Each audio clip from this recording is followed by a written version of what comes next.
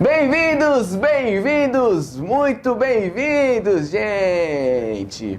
Olha só, hoje o nosso programa é pura eloquência. Temos a presença dele, que é editor menor, é assim que ele gosta de ser chamado. Mas pra gente, um grande cara, uma grande pessoa de coração humilde, um grande cara honesto, inspirador. E também colunista do Jornal Hall, Região Online, um dos jornais acessado em várias cidades brasileiras, inclusive no exterior, em mais de 35 países esse jornal é acessado. Então aqui, ó, não é pouca coisa não, cara, o cara é um grande cara, entendeu? Vai dominar o mundo aí, viu? E além disso tudo, o cara é escritor, escreveu vários livros e também é revisor de livros. Então, fique agora com ele, Sérgio Diniz da Costa. Fique ligado aí, hein? Uma noite chuvosa, um jovem se sentindo triste, talvez até um tanto quanto deprimido. O que fazer? A quem se socorrer? Mas de repente, o universo lhe responde e de dentro dele surge um movimento contrário, algo que o leva para outras paisagens. E ele diz a todo mundo, com toda a força da sua alma: se 1000 vezes meus pés no lodo afundassem, 1000 vezes meus braços emergiriam, e 1000 vezes meu clamor se ouviria. Se 1000 vezes a derrota me derrubasse, 1000 vezes meu corpo se levantaria, meus punhos se cerrariam e meu desafio se ouviria. Se 1000 vezes meus olhos inchassem, minha garganta secasse, minha pele rachasse e as chagas aumentassem, 1000 vezes meus lábios sorririam, minhas mãos se uniriam, minhas preces voltariam, e 1000 vezes minha alma se iluminaria. Sérgio, meu querido amigo, obrigado, viu, por ter vindo aqui. É um prazer receber você aqui, o senhor aqui no DC. E olha só, eu queria começar essa entrevista fazendo uma pergunta que você fez para a dona Miriam Correia, se lembra? Miriam Yack? Isso, Opa. da Que academia. era presidente da Academia Isso. Votorantinense de Letras Muito Artes bem, e muito História. bem. É isso Mas mesmo. que pergunta é essa? Agora eu fiquei Você curioso. começou com uma perguntinha para ela falando assim, ó: quem é você?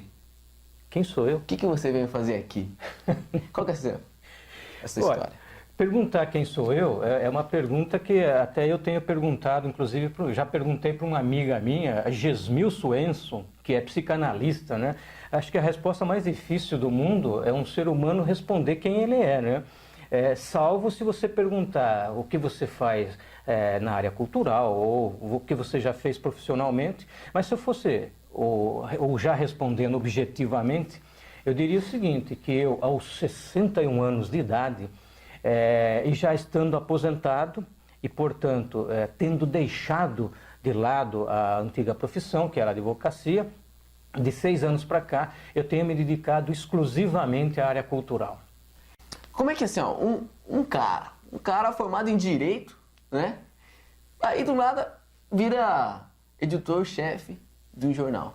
Não, chefe não. Do jornal de Sorocaba. Não é chefe? É daqui de Sorocaba? Não, vamos esclarecer. Você está se referindo ao Jornal Hall? Isso, Jornal Hall. Na verdade, não é nem editor-chefe. O editor... Aliás, deixa eu começar. Você falou do Hall, então vamos começar do Hall. Há 2 anos, eu estava lá navegando no Facebook e, de repente, me deparei com um artigo de uma amiga, a Mara Branco, que é poetisa e também é uma educadora. E ela escreveu um artigo maravilhoso e eu, lendo aquilo lá, não apenas curti, como comentei e compartilhei. E, em seguida, ao comentário e ao compartilhamento, eu falei assim, mas peraí, Jornal Hall, Região Online, que raio de jornal esse? Eu nunca ouvi falar, né? E perguntei para ela, e ela chegou e começou a me explicar. Olha, o Jornal Hall é um jornal que já existe desde 1994, né? Quando a internet estava começando a se difundir no Brasil. O editor é o Hélio Rubens de Arruda e Miranda. que é um paulistano, mas que já esteve um tempo morando em Sorocaba e atuando também na área cultural, e hoje ele mora já há muitos anos em Itapetininga. E ele é o editor. Aí ela emendou, falou, inclusive, como você gosta de escrever, se você quiser eu te apresento a ele. Aí eu pensei, bom, o trem da oportunidade está passando, né? E como não está muito rápido, não é o trem bala japonês, então vamos, né, abrir uma porta, eu entrei. Aí o que aconteceu? Eu, num primeiro momento, eu tinha já escrito poesias, assim, a maior parte do tempo poesias, mas eu falei, puxa vida, eu gostaria de começar a incursionar na área da crônica, né? De crônicas, né? Claro. Eventualmente contos. E a minha proposta era essa. O Hélio Rubens me aceitou tranquilamente, fez uma belíssima apresentação minha, me elogiou muito, e eu me propus então a publicar semanalmente crônicas. O grande problema é que a minha inspiração, infelizmente, ela não é assim tão... não vem em abundância, né? E a falta de inspiração estava se tornando o quê? Crônica, inclusive, né? Então, o que eu fazia? Eu falava assim, mandava para o Hélio Rubens, dizia o seguinte, Hélio, infelizmente eu não consegui escrever uma crônica, mas eu tenho poesia, posso publicar? Pode, claro, tranquilo, e publicava. De repente eu chegava e falava assim, olha, em vez de poesia eu tenho pensamento, posso publicar? Pode. Tenho conto? Pode. Enfim, tudo que eu perguntava e queria, o Hélio Rubens, com aquele coração dele do tamanho do universo, aceitava tudo. E depois de um ano eu tinha publicado em torno de 60 textos, entre crônicas, contos, poesias, enfim, só não romance, porque romance ninguém lê na internet, assim, não tem como, né? 200, 300 páginas. Então, o que aconteceu? Eu tenho a impressão que o Hélio Rubens percebeu que eu vestia a camisa do rock, porque eu comecei a divulgar tudo que eu publicava aí no Facebook. Aí chegou há um ano atrás, em março do ano passado, ele chegou e falou assim, eu queria te fazer um convite. Eu falei, opa, 2017. que será? 2017, né? Ele falou, você não quer ser o editor regional do Hall? Eu falei, nossa, editor regional do Hall? Claro, né? Com a maior alegria. Você acha que eu tenho condições? Não, imagine você isso. E ele elogiou, e, claro, vamos lá, vamos. Daí eu falei, então faz o seguinte, né? Ele já tinha me dado um cartão dele. Eu falei, eu queria fazer um cartão igual desse aí, onde você faz tudo, né? Não, tranquilo. Daí eu montei e coloquei editor regional embaixo do meu nome. Daí ele falou, não precisa pôr editor regional. A partir de hoje, veja só a humildade do Hélio Rubens. A partir de hoje, o Hall tem 2 editores. Eu aqui em Itapetininga e região e você em Sorocaba e região. Parabéns, Sérgio, parabéns ao Hélio, parabéns para a equipe do Hall, que faz um trabalho fantástico. E além do trabalho fantástico que o senhor vem desenvolvendo no Hall, ainda sobra um tempinho para quê? Para escrever, cara. Como é que é isso? Como é que é essa relação aí? Olha, veja que coisa curiosa, né? Como o universo compensa as coisas para os seres humanos. Eu fui uma criança tímida, né? Extremamente tímida, retraída, né? Também fui um adolescente retraído. Então, o que acontece? Principalmente um adolescente nessa situação, não vai, ou não ia, porque isso já tem muitos anos lá atrás, não ia nos bailinhos da vida, né? Que era uma delícia, né? A juventude participar dos bailinhos, e eu morria de vontade de participar de aqueles bailes de carnaval, eu morria de vontade, mas a timidez me impedia, né? O que aconteceu? Eu substituí essa vontade ou necessidade, né, de algo que era próprio da juventude pela literatura. E por que isso aconteceu também? Por um fato muito importante. Porque, apesar dos meus pais, o meu pai já é falecido, minha mãe vai fazer agora, mês que vem, 91 anos. Uau. Mas qual é o patrimônio que eles estão deixando a mim e aos demais? Nós somos em 4, né? 4 irmãos. É o prazer da leitura. Na minha casa, quando eu completei 7 anos, que eu comecei a frequentar a escola e aprender a ler, a primeira coisa que eu comecei a fazer tão logo, e queria aprender a ler o mais breve possível, ler gibi. Eu cheguei, inclusive, a ter uma época mais de 800 gibis que hoje nem existem mais, né? Mas cheguei a ter. E também, na minha casa, tinha a coleção completa infantil do Monteiro Lobato, o Sítio do Pica-Pau. E uma coisa que para mim foi muito importante é que Sorocaba, há 50, 60 anos, para mim representava um enorme sítio do Pica-Pau Amarelo. Hoje, quando você vê a rodoviária ali e aquela pista asfaltada que leva à Marginal, aquilo era um campo de futebol. Era muito mato que tinha lá, você via a vaquinha pastando, o cavalo pastando, tinha muitas árvores, tinha um córregozinho que a gente andava descalço. Enfim, nós nos identificávamos com as histórias do sítio do Pica-Pau Amarelo. Então, e isso evidentemente fez com que a imaginação... Outro detalhe, que a gente sofre quando é criança, mas depois quando cresce dá até graças a Deus. Por exemplo, por vir de uma família pobre, a gente não podia ter presentes caros, brinquedos caros. O que isso fez com que... Qual foi o benefício dessa dificuldade, né, ou dessa falta? Foi que a imaginação da gente, ela se multiplicou. Então, na minha casa, por exemplo, houve uma época, lá no quintal tinha uma pequena horta, né? Então, às vezes um pé de couve, para mim era uma árvore. Eu tinha lá, na época o Todd, ele vinha uns índiozinhos assim dentro. E a gente pegava aqueles bonequinhos assim, então fazia de conta que aquele pé de alface, de couve, alface, era uma árvore, entendeu? Então a gente improvisava das coisas da própria natureza. Então isso fazia com que a imaginação da gente brotasse, né? Então o que aconteceu? Eu comecei a ser um bom leitor, digamos assim. Aliás, acho que a condição para você ser um bom escritor, ou escritor simplesmente, é ler, né? É ler, é gostar de ler. Ler. E tanto para você ter uma ideia, a minha mãe, como eu comentei, ambos eles tinham só até o 4º ano primário. Mas apesar disso, tanto minha mãe como meu pai liam e liam muito. A minha mãe hoje, vai fazer 91 anos, lê um livro por semana. Uau. E faz palavras cruzadas. Mais do que eu, cara. Bem mais e faz palavras cruzadas todos os dias. Portanto, a cabeça dela tá fantástica, né? Então, o que acontece? Nós tivemos esse DNA literário. E eu comecei. A minha primeira poesia eu escrevi com 17 anos. E, aliás, é uma das poucas... Eu só tenho 2 poesias que eu consigo decorar. Ao contrário do nosso querido amigo Viana, Gonçalves Viana, que tem um monte de poesia na cabeça e deste tamanho. Impressionante, né? Eu até falei o seguinte, deveria inventar um aparelho para pôr na cabeça e fazer um download da memória do Viana. Eu acho extraordinário isso nele, fantástico, né? A primeira poesia, por exemplo, foi Esperança. E, inclusive, ganhei na OSE o primeiro lugar do concurso de poesia. Depois uma outra, que é uma das poucas que eu lembro também, porque é muito curtinha, Natural, ganhei em 2º lugar num concurso em Piedade. E, inclusive, uma curiosidade, o Armando Oliveira Lima, foi em 93, ele era um dos jurados. Muito tempo depois, encontrando com ele, né, ele chegou e falou, você sabe por que a sua poesia Naturalia ganhou em 2º e não em 1º? Eu falei, opa, por quê? Ele falou, pois veja você escreveu uma poesia de 4, 5 versos e os outros 2 jurados adoram poesias que são um trem de poesia. De gosto, cara. Olha que absurdo. Que absurdo. E eu falei no Armando, o Armando, inclusive, eu tenho um sentimento de gratidão por ele muito grande, porque na OSE tinha uma professora, Ângela Amaral, e ela gostava muito do que eu escrevia, ela disse que era minha fã. E um dia eu pedi para ela fazer uma avaliação. E ela falou, Sérgio, eu não vou fazer porque eu sou suspeito, você sabe que eu gosto das suas poesias, se eu for fazer eu só vou escrever coisa legal para você, não acho certo. Mas eu tenho um amigo que é uma fera, professor, Armando Oliveira Lima. Eu vou te apresentar, vou te mandar lá. E eu fui. E na época eu tinha uma coisa. Como eu lia muito aqueles Machado de Assis e os mesmos internacionais, né?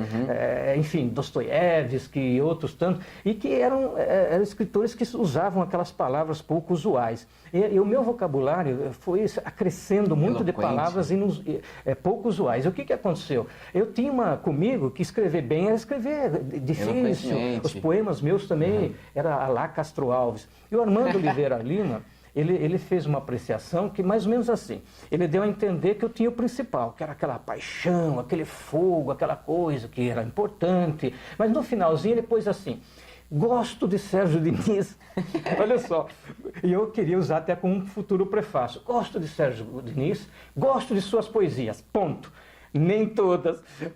Eu falei, caramba, como que eu não vou pôr isso aí? Qual o motivo disso aqui? Então, mas ele me explicou, ele falou o seguinte, para você ter uma ideia, essa que eu ganhei em 2º lugar, Natural, eu falo simplesmente assim, a flor enrubesceu ao beijo do colibri e 2 lágrimas rolaram de timidez e de emoção.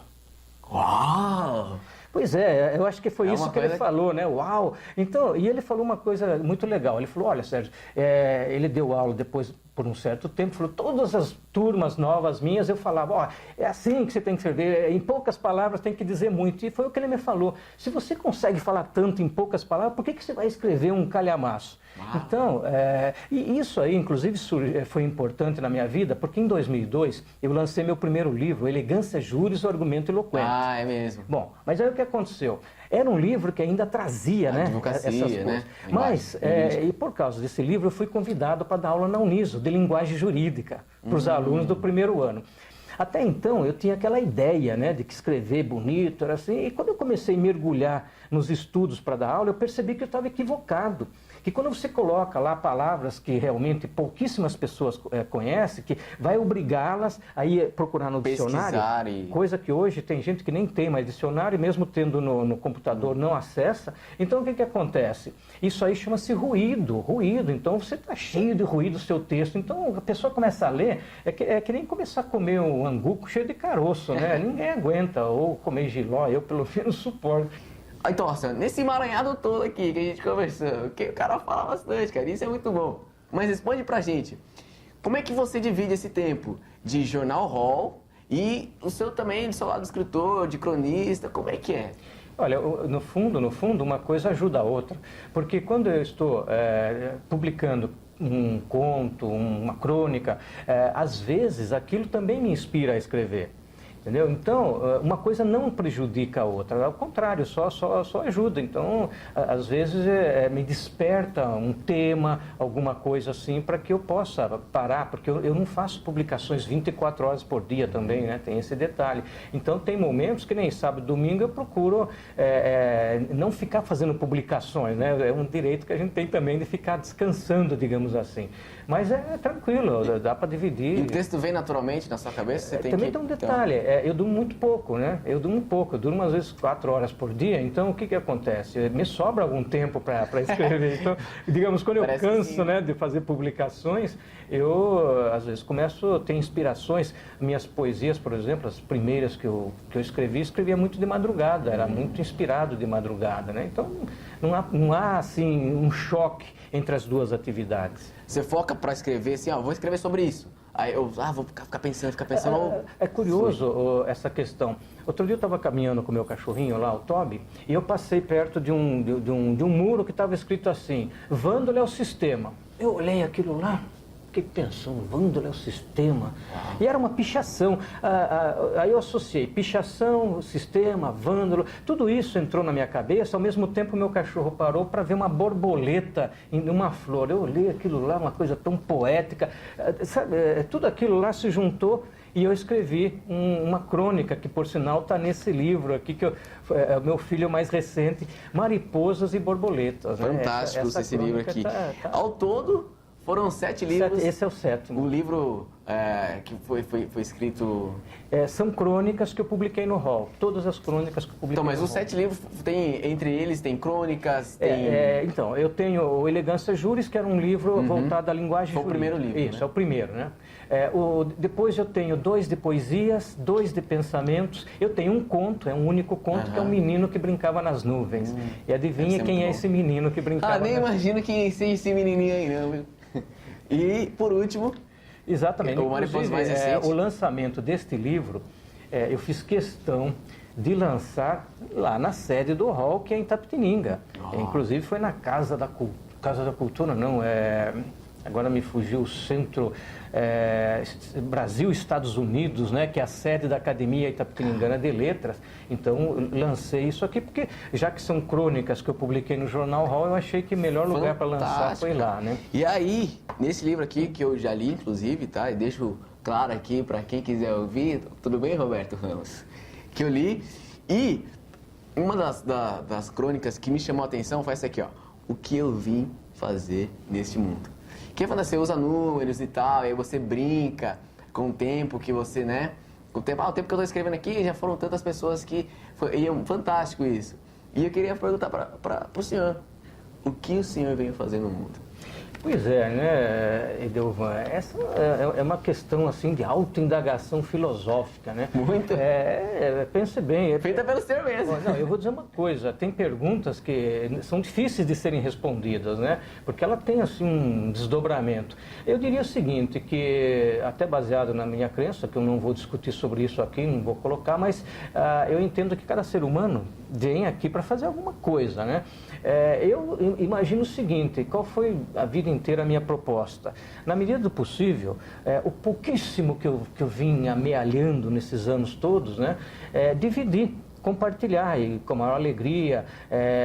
Quando eu dei aula, foi um momento em que eu senti que eu consegui fazer isso, né? Até eu comentava com os alunos, falei assim, olha, o que eu vou passar para vocês tem livros e até muito mais bem explicado do que eu vou explicar. Então, qual é a minha função como professor, só para exemplificar? Mostrar para vocês o mundo do conhecimento, o prazer do conhecimento. Eu tenho que ser um inspirador a vocês. E então, o senhor é para mim. Bom, o senhor não, né? Você. Você é para mim. Eu vou começar a cobrar multa de você me chamar de senhor, porque aí eu fico com o cabelo mais branco ainda.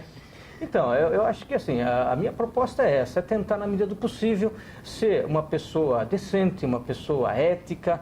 Eu acredito, inclusive, quando fui advogado, fui colaborador, né, advogado ativo do Tribunal de Ética, recebi um diploma de elogio. Então, eu acho que nós devemos estar no mundo para nos ajudarmos mutuamente, né? O planeta Terra é um só. Não importa que tenha um monte de línguas, um monte de crenças, de religiões, não importa, é um barco, o planeta Terra é um único barco, né? Uhum. E não dá para um remar para cá, outro remar, de preferência vamos remar juntos, né? Pro futuro, né? Para um planeta mais verde, um planeta mais feliz, mais solidário, né? Agora nós tivemos aí na televisão aqueles jovens que ficaram presos numa caverna, recentemente, ontem, se não me engano, todos foram salvos. Então, aí você sente a solidariedade, vários países ajudaram. Então, aí eu vejo até uma coisa importante. O ser humano, ele aprende muito pelo sofrimento. Às vezes as guerras, alguma coisa assim que causa tantas tragédias, mas às vezes quando você vê tragédias, né, avalanches, esse tipo de coisa, você aí vê pessoas se unindo, às vezes de outros países, né? Então o ser humano tem essa coisa, na grande necessidade, ele acho que sente em relação ao outro o que ele sente com ele mesmo. Empatia. Então, acho que todos nós temos aqui uma certa missão, seja desse tamanho, com uma família, ou com uma única pessoa, um amigo, não importa, ou com uma multidão, mas todos temos uma missão. Então, é assim que funciona, né? E deve funcionar da melhor maneira possível o mundo, né? E o senhor, quer dizer, você é essa generosidade em pessoa, cara. Parabéns por isso. E assim, você se considera muito exigente? Você é muito exigente? Olha, porque assim, ó, só para contextualizar, como revisor, né, de livros e tal, tem que ser um pouquinho, né? Pô, essa vírgula tá errada aqui, não, esse ponto final não é aqui, como é que é? Eu penso o seguinte, eu digo por mim, né? Eu não vou falar todo ser humano, eu vou dizer por mim. Eu tenho uma tendência a relaxar, digamos assim, né? Em vez de ficar sentado assim, de repente, né? É relaxar genericamente. Então eu penso o seguinte, se você não tiver um certo cuidado com certas coisas, a tendência é relaxar cada vez mais. Veja o que acontece. Hoje nós temos uma internet onde qualquer dúvida você pode esclarecer ali, simplesmente minimiza o Facebook onde você está escrevendo, como é que escreve casa, aí o Google fala rapidinho para você em poucos segundos. Mesmo assim você continua vendo no Facebook as pessoas escrevendo errado pra caramba. Então, eu sou assim, mas eu sou mais exigente comigo mesmo. Eu tenho um senso de um perfeccionismo que judia muito de mim. Então, inclusive nas publicações, às vezes você vai ver o meu relatório, lá eu faço 11 vezes a mesma publicação, porque eu tenho uma coisa, assim, quem vai ver, ele não vai querer saber se eu tive dificuldade ou não, ele quer ver, como eu gostaria de ver, uma coisa bonita, bem escrita, com imagens, esse tipo de coisa, enfim, bonito. Então, o meu intuito é para aquelas pessoas, inclusive, que eu não conheço, que estão até em outros países, mas eu quero que eles vejam algo que tenha conteúdo e ao mesmo tempo tenha uma estética. Quando eu usava a máquina de escrever como advogado, às vezes eu estava na última frase, cometi um erro, ou usava enfim, aquela papelzinho, aí ficava feio, eu amassava tudo aquilo e começava tudo de novo. Por quê? Porque o juiz vai ler, o promotor vai ler, a parte contrária vai ler, o meu cliente vai ler. Então, é o meu cartão de visita, né? A sua exigência, então, no caso, é mais com o senhor do que com você do que eu sou muito exigente comigo mesmo. Agora, eu fico muito triste quando eu dou 200% de mim e às vezes algo sai errado, não porque a pessoa teve uma dificuldade. Eu digo, eu também sou limitado e tenho muitas dificuldades, inclusive com o Hélio Rubens, eu sempre falo para ele lá, tá difícil, eu não entendi isso, como é que é, e ele pacienciosamente me explica, mas o que acontece é isso, eu não suporto pessoas de má vontade. Aí eu fico bravo, sabe, eu fico bravo, eu não suporto, eu acho que, e eu sempre me destaquei em qualquer grupo, em todos os grupos dos quais eu já participei, eu diria assim, que se há uma virtude é isso, é vestir a camisa e ter boa vontade de fazer. Se precisar ficar de madrugada, eu fico. Se precisar ficar sem comer, eu fico. E sem dormir, então, mais ainda. Mas eu faço e faço bem feito. Dentro das minhas limitações, eu dou 1000%. Fantástico. E como é que é agora os planos aí? Os próximos passos? Vai lançar mais um livro? Olha, eu tenho sido muito acionado para ser jurado de concursos de poesia. Nós fizemos recentemente o do Coesão Poética, nós já tivemos o concurso. Teve um concurso que o Eliseu Campos, a hora que você estiver assistindo-nos, eu quero que você saiba publicamente, eu quero declarar isso que eu já declarei para você. Você é o cara, é você.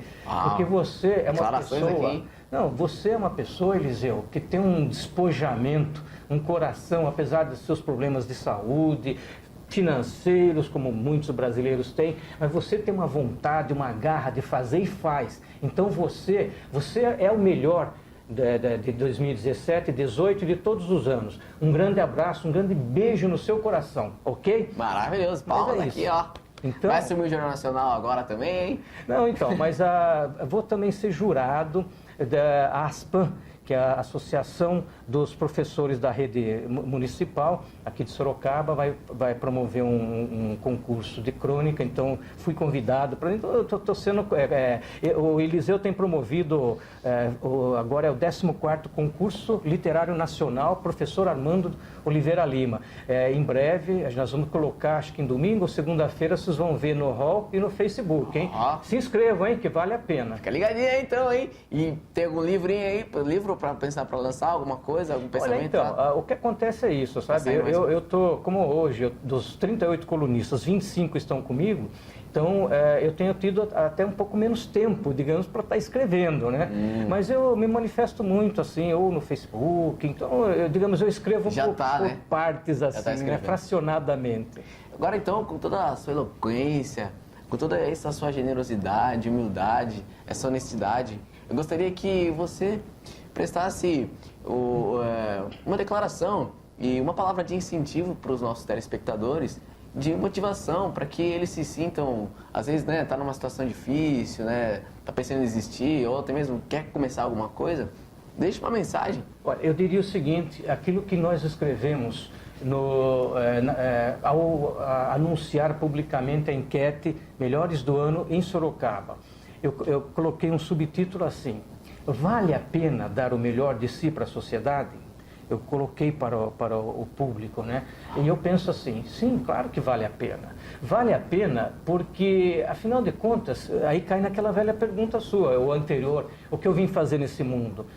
Nós viemos o quê? Para brincar? Sim, brincar é maravilhoso, desde que essa brincadeira seja construtiva, desde que essa brincadeira cause alegria, contagie as pessoas. Então, eu tenho a impressão comigo que o que a gente deve fazer é isso, é ser um referencial, como você falou, não só de honestidade, que é uma obrigação de todo ser humano ser honesto, mas você imaginar o seguinte: o que eu posso fazer para tornar o dia das pessoas, dos meus irmãos planetários, um dia melhor? Se eu tenho algum conhecimento, por que eu não posso generosamente, abundantemente compartilhar esse conhecimento? Então, você que tem algum dom, e todos nós temos um dom, use esse dom, compartilhe generosamente, porque o universo não falha, o universo não falha. Então, tudo que você oferecer para os seus irmãos planetários, o universo, vai te retribuir. Uau, maravilhoso. Se tivesse uma plateia aqui, que tava todo mundo ovacionado, te aplaudindo, cara. Mas eu tô aqui representando essa plateia. De espíritos, né? De repente, nunca se sabe, né? Cara, esse foi o programa de hoje com esse cara fantástico, maravilhoso. Esse cara que é generoso, é honesto, é um cara que incentivador, incentiva a cultura, incentiva pessoas, me incentiva, me inspira. Parabéns por ser essa pessoa maravilhosa, cara. Você está falando como se estivesse olhando para o espelho. Tudo que você está falando é você. Tá vendo? É esse. E esse, então, foi o DC de hoje. Espero que vocês tenham gostado. Manda um beijo, pessoal, aí. Beijo, gente. E até a próxima com mais DC.